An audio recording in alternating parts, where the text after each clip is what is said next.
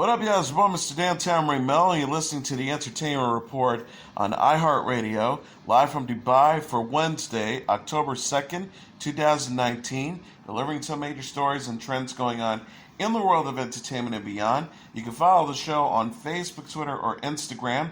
Facebook.com/Entertainment Report with Ray Melo, that's RAYMELO. On Twitter at The Enter Report, or on Instagram at The Entertainment Report. You can listen to the show anytime you want on iHeartRadio. Just go to iHeart.com or your iHeart phone app, search for The Entertainment Report, and it'll take you to the page.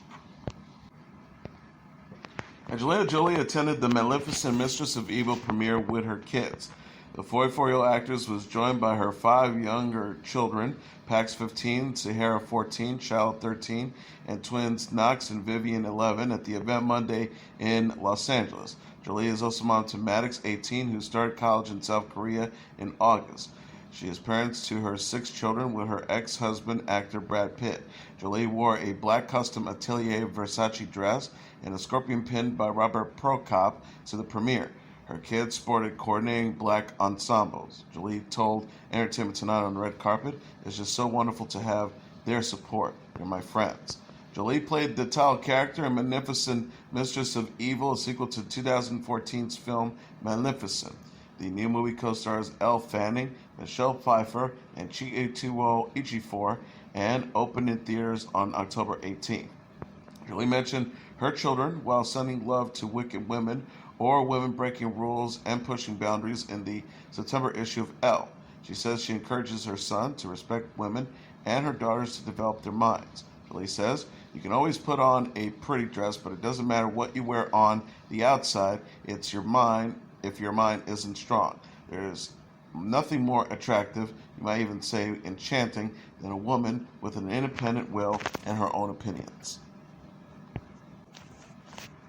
Netflix is giving a glimpse of Ryan Reynolds in Six Underground. The streaming service released first look photos Tuesday for the new Michael Bay-directed film. One picture shows Reynolds' character, known as One, walking with his team, 2, played by Melanie Laurent, 3, played by Manuel Garcia-Rolfo, 4, played by Adriana Arjona, 5, played by Corey Hawkins, and 6, played by Ben Hardy. Another still showcases a chaotic scene of action and destruction, which Bay is famous for. Netflix also released the first official trailer that shows One and his team fake their own deaths and form a vigilante squad. The group becomes ghosts to take on bad guys on their own terms. One says, "The best part of being dead is the freedom. No policies or politics, we answer to no one. We can take out some truly evil people." Reynolds said on Tuesday on Twitter that Six Underground will premiere December 13th. He wrote, "Warm up those DVD players because we're coming to a mailbox near you, December 13th, hashtag Six Underground," jokingly referencing Netflix's past mail-based subscription service. Six Underground is Bay's first film on Netflix and his first movie release since Transformers: The Last Knight, 2017. He is known for directing the Transformer films Armageddon and Pearl Harbor.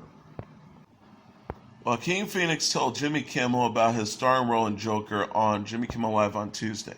The 44-year-old told the host about his weight loss process for his role of Joker. The actor says he didn't go out or socialize before the film because of how those plans revolve around food. Kimmel told the actor he finds himself mysterious and wanted to ask him random questions, starting with the first film Phoenix ever saw. The actor said he didn't remember. The host gave up on that line of questioning and asked him about Phoenix's dancing in Joker. The actor said he worked with the choreographer on the film and the score was inspirational. He says, "We wanted something that illustrated this transformation into Joker that was nonverbal, and that's what we came up with." Phoenix says it was the first time he can remember that he was so influenced by a film score. The actor told Kimmel he danced as a kid. Phoenix says, "Probably my forte was breakdancing." When Kimmel asked if he breakdanced on the street, Phoenix said sometimes, but it was more personal. He says, "I like to keep it to myself as a personal expression.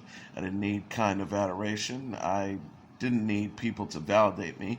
It was just something I felt inside expressing."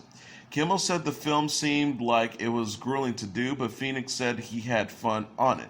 The host then showed an outtake director Todd Phillips sent where Phoenix was arguing with the cinematographer Larry. He said, look, sometimes movies get intense because there's a lot of people in a small place and you're trying to find something, and so you can feel intense, but that was supposed to be private. I'm a little embarrassed. I'm sorry about that. Sorry you guys had to see that. It's not Larry's fault. Joker is in theaters on Friday. Steve Carell's Netflix show Space Force has begun filming. The official Twitter account for the show posted an image of Carell in character walking into his office. The caption reads, General Mark Nard reporting for duty. Netflix announced Thursday John Malkovich, Ben Schwartz, Diana Silvers, Tawny Newsome, Jimmy O. Yang, Alex Sparrow have joined the cast. Carell co-created the show with The Office writer Greg Daniels, and it will be about people tasked with creating a specific branch of the armed service. In addition to starring in the show, Carell will executive produce it, and Daniels will serve as a showrunner. 10 half-hour episodes of Space Force will debut in 2020. A&E explores the life and career of country superstar Garth Brooks in a new trailer for an upcoming biography special, The Road I'm In. The Road I'm In will be a 2-night event on A&E starting on November 24th at 9 p.m. Eastern Standard Time. The clip released on Tuesday features Brooks reflecting on his time as one of music's biggest stars alongside concerts and archival footage. The special will follow Brooks from his childhood in Yukon, Oklahoma to selling out arenas across the globe. Keith Urban, Ty England, and Brooks' wife Trisha Yearwood will be featured as guest speakers. Brooks says, there's nothing I enjoy more than throwing that guitar on, walking on stage, and playing music. Atypical will return for a third season in November. Netflix shared a premiere date November 1st and first looks photos for the new season Tuesday on Twitter. Keira Gilchrist, Bridget Lundy Payne, Michael Rappaport, and other Atypical stars appeared in a video promoting season 3. The cast says the third season comes out November 1st, which means it's coming out at midnight on Halloween. I'm really excited for you guys to see it. Atypical is created by Roba Rashid. The show follows Sam Gardner, played by Gilchrist, a teenager on the autistic spectrum, and his family, sister Casey, played by Lundy Payne, and parents, Doug, played by Rappaport, and Elsa, played by Jennifer Jason Leigh. One first look photo shows Casey and her friend, love interest Izzy, played by Fievel Stewart, at school, while another shows Sam drawing in class. Season 3 will feature Eric McCormick and Sarah Gilbert in recurring roles. Gilbert will play Professor Judd, a college ethics professor who is both irritable and compatible of compassion.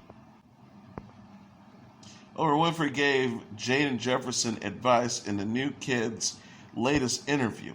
Jefferson, 11, asked Winfrey, 65, about her regrets and suggestions for young journalists during Tuesday's episode of The Ellen DeGeneres Show. When asked to name one thing she would do differently, Winfrey said she would have ended her talk show before launching OWN, her TV network. Winfrey says, I probably would have ended my show and then tried to start a network, because what I did was try to do both at the same time. So if I had to do it over, I would end that show, take a break, figure out what the next move is, and then move on. Later on, Jefferson and Winfrey agreed education is an essential part of success. Winfrey also advised Jefferson to remain true to himself. Winfrey says, I really am just so excited that you are content being authentically yourself. I can see from watching you that you are 100% fully aware, fully always just curious. You are curious, you're inquisitive, you're intelligent, you're thoughtful, you listen to people's answers. She added, people know when you're not being yourself, even if they can't articulate for themselves what it is, they just know something's off. In addition, Winfrey told Jefferson to ignore his haters and keep striving for his goals. Jefferson said he has plenty of haters, but has learned to focus on the positive. Jefferson says the positive outweighs the negative. Honestly, it's really about what I believe about myself, and that really counts. Jefferson hails from Toledo, Ohio, and has previously interviewed actor Brad Pitt and presidential hopeful Elizabeth Warren. He spoke with Ohio Senator Sherrod Brown about the GM strike and other issues in an interview published Monday. Brown tweeted, it was an honor to talk with Ohio's own at Jaden_reports about the dignity of work. it's inspiring to see that at the age of 11, he already understands the important role journalists play in our democracy, uncovering the truth.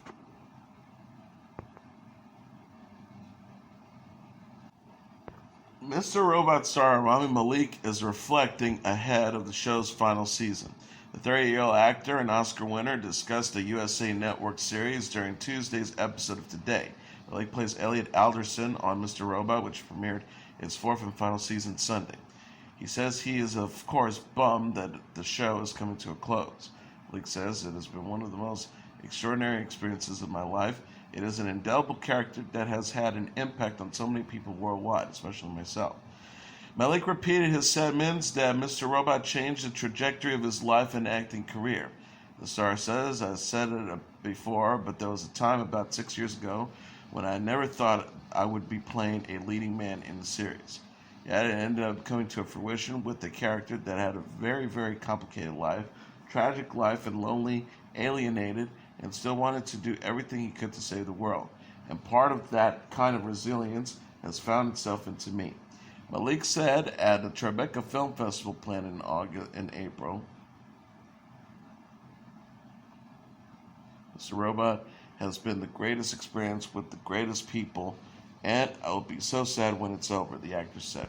Mr. Robot is created by Sam Ismail and co-stars Carly Chalkin, Portia Doubleday, Martin Wellstrom, and Christian Slater. Jonathan Van Ness wants to end the stigma surrounding HIV, AIDS, and other STIs. The 32-year-old television personality and celebrity hairstylist explained why he went public about his HIV-positive status during Monday's episode of Jimmy Kimmel Live. Van Ness shared his diagnosis in his memoir, Over the Top, and discussed his new status in an interview with the New York Times prior to the book's publication. He said he spoke out to bring attention to people living with HIV and their needs for care. Van Ness said of finding a doctor medication, "The real reason I wanted to talk about it in the book is because when I was 25 and got this, I was not someone who had this platform. I did not have access financially that I have now, and the amount of hoops I have to jump through, it is just not appropriate." He also said, "We have to end the stigma around STIs and around living with HIV. We have come such a long way in the medical community, and it's interesting because there is just no reason with what we know and how the medical insurance is. And medical advances that we've been had in the last 20 years for anyone to be contracted HIV now." Van Ness met with Speaker of the House Nancy Pelosi last week to discuss the Equality Act, a bill that would extend civil rights protections to LGBT people. He said meeting Pelosi was a crazy experience.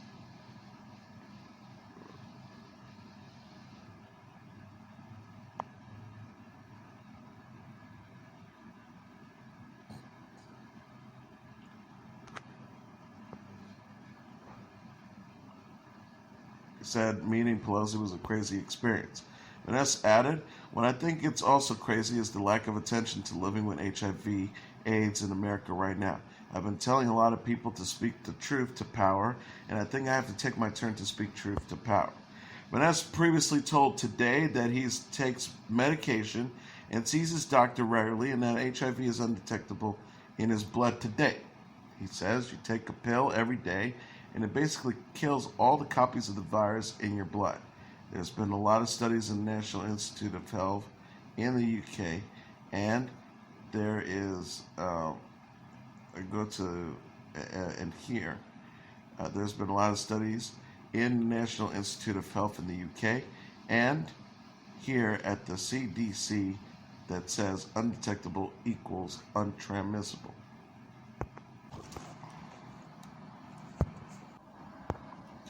Tyler Perry received the 2,675th star on the Hollywood Walk of Fame on Tuesday. Actor Kerry Washington and Idris Elba introduced Perry, who has directed each of them in movies. Washington said she was coming off a Broadway run when Perry cast her in For Colored Girls. Washington said, "He's our astronomer. He is tracking the stars and seeing the stars.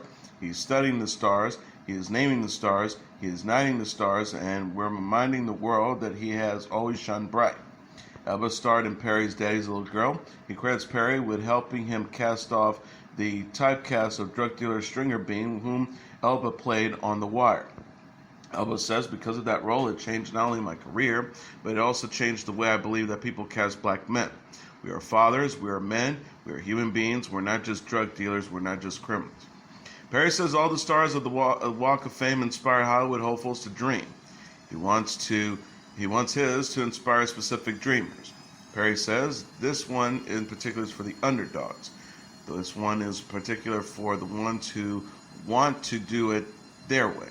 This one is particular for the ones who want to bring as many people through the door as they can. Perry made his Hollywood debut in 2005's Diary of a Mad Black Woman, which introduces stage character Medea to movies. The movie opened at #1 at the box office, and Perry began directing some Medea movies and other dramas not featuring his matriarch character. Perry says, I've been there, I've been struggling, I've been out, broke, homeless. There was a perseverance, a tremendous faith in God, a tremendous hope that allows me to keep going. Perry's star is located in 7024 Hollywood Boulevard. Conan O'Brien Needs a Friend, a podcast from late-night host Conan O'Brien, will return this month. Team Coco, O'Brien's multi-platform media company, announced in a press release Tuesday that Season 2 of O'Brien's weekly podcast will premiere October 7th. The new season will feature interviews with Paul Rudd, Ellen DeGeneres, David Letterman, Tina Fey, and other stars. O'Brien joked in a statement, each guest this season is so talented and iconic that they trigger my deepest insecurities. Enjoy. Conan O'Brien Needs a Friend debuted in November 2018 and featured interviews with Michelle Obama, Will Ferrell, Adam Sandler, Julia Louis-Dreyfus in Season 1. Kamal Nanjiani also appeared on the show in July after missing his appearance on Conan. Conan O'Brien Needs a Friend is available on Apple Podcasts, Google Podcasts, Spotify, Stitcher, and other apps. O'Brien has hosted the TV late-night talk show Conan since 2010. Britain's Duke and Duchess of Sussex filed a lawsuit against a British tabloid and its publisher for publishing a private letter Meghan Markle wrote to her father, Prince Harry, announced Tuesday. Named in the lawsuit are the Daily Mail and its owner Associated Newspapers. Prince Harry said the news organization published a private letter Markle wrote to her estranged father without her consent. The Daily Mail printed the letter February 9th. The suit accuses the publication of misusing private information, infringing upon copyright, and breach of the Data Protection Act of 2018. In a statement, Prince Harry said the British tabloid press has waged a campaign against him and Markle over the past 9 months through her pregnancy and the birth of their son Archie. Prince Harry says the contents of a private letter were published unlawfully and in an intentionally destructive manner to manipulate you, the reader, and further the divisive agenda of the media group in question. In addition to their unlawful publication of this private document, they purposely misled you by strategically omitting selected paragraphs, specific sentences, and even singular words to mask the lies they have perpetuated for over a year. The Duke and Duchess are paying their legal fees and promise to donate any proceeds from damages awarded them to anti-bullying campaigns. Prince Harry says, there comes to a point when the only thing to do is to stand up to this behavior because it destroys people and destroys life. Put simply, it is bullying which scares and silences people. We all know this isn't acceptable at any level, and we won't and can't believe in a word where there is no accountability for this. Prince Harry invoked the memory of his mother, Princess Diana, in a statement. She died in 1997 car crash as their driver fled from the paparazzi in Paris. He says, I've seen what happens when someone I love is commoditized to the point that they're no longer treated or seen as a real person. I lost my mother, and now I watch my wife falling victim to the same powerful forces. The South Korean boy band The Stray Kids is teasing a new single. The K-pop group shared a prolonged video Monday for the forthcoming song, Double Knot. The mysterious teaser showed one of the Stray Kids members approach a door. An eye can be seen through the keyhole before the person turns the lock. Stray Kids has announced Double Knot and another new single, Astronaut, in a video titled The Final Piece on Sunday. Double Knot is set for release on October 9th, while Astronaut debuts November 9th. Stray Kids will release the EP Clay Levanter on November 25th. The mini album is the third installment in the group's Clay series, which also includes Clay 1, Murat, released in March, and Clay 2, Yellowwood, released in June. And that is your entertainment report for Wednesday, October 2nd, 2019. I'm your host, Mr. Downtown Ray Melo. I'll be back tomorrow to deliver some major stories and trends going on in the world of entertainment and beyond. You can follow the show on Facebook, Twitter, or Instagram. Facebook.com/The Entertainment Report with Ray Melo. That's RAYMELO. On Twitter at The Enter Report, or on Instagram at The Entertainment Report. You can listen to this episode or any previous episodes of The Entertainment Report anytime you want on iHeartRadio. Just go to iHeart.com or your iHeart phone app, search for The Entertainment Report, and it'll take you to the page. Good night, and God bless you all.